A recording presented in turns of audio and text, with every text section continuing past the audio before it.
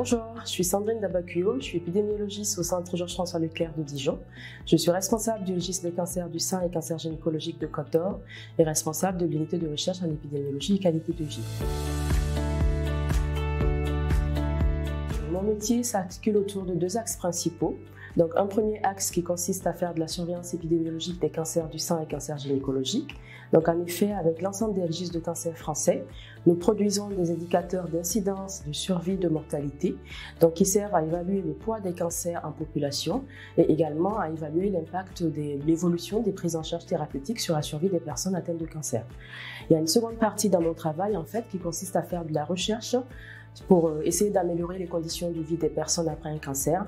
Donc je m'intéresse notamment à la qualité de vie des personnes et aussi à évaluer l'impact de la maladie et des traitements sur la vie des personnes. Par exemple, pour les femmes jeunes, on va pouvoir s'intéresser à l'impact de la maladie, des traitements sur la sexualité ou par exemple sur la fertilité. Donc, je suis de formation initiale pharmacien. À l'issue de ma thèse de pharmacie, j'ai effectué un master 2 en épidémiologie et santé publique. Ensuite, j'ai fait une thèse en épidémiologie et depuis quelques années, je suis habilitée à diriger des recherches et j'accueille dans mon équipe des étudiants de master 2 et de thèse en épidémiologie. Quand j'étais plus jeune, je rêvais de travailler à l'OMS. En fait, je suis d'origine burkinabé et en Afrique, j'ai eu l'occasion de rencontrer des personnes qui travaillaient à l'OMS et qui mettaient en place des actions pour améliorer la santé, les conditions de vie des populations. Donc aujourd'hui, je suis chercheur au CGFL. Donc je travaille pour améliorer les conditions de vie des personnes atteintes de cancer. Je mène également quelques projets en parallèle en Afrique où j'apporte du soutien méthodologique pour aider à mettre en place des projets pour améliorer la santé des populations défavorisées. C'est une très bonne question.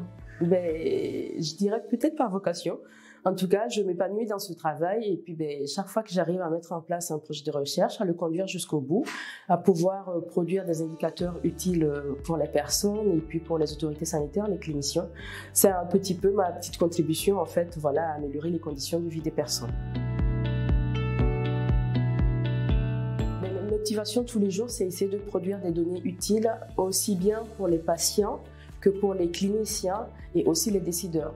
Donc chaque fois que je mets en place un projet de recherche, en fait, j'essaie d'impliquer dans la conception du projet aussi bien les patients qui nous réalisent nos protocoles, nos notes d'infos pour voir si c'est assez clair, mais aussi j'essaie de garder en tête que les résultats doivent permettre en fait de pouvoir mettre en place des actions en fait qui vont servir à améliorer les conditions de vie des personnes.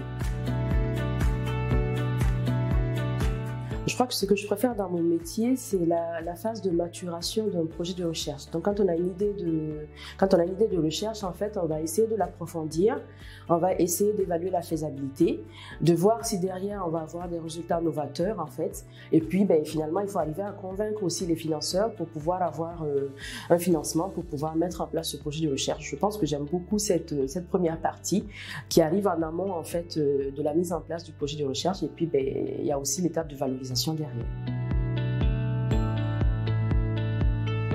En fait, il y en a beaucoup.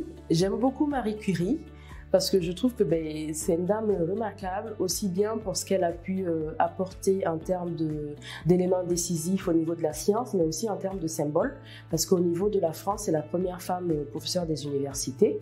Après, au quotidien, les personnes qui me motivent et m'inspirent tous les jours, c'est ma famille et mes amis.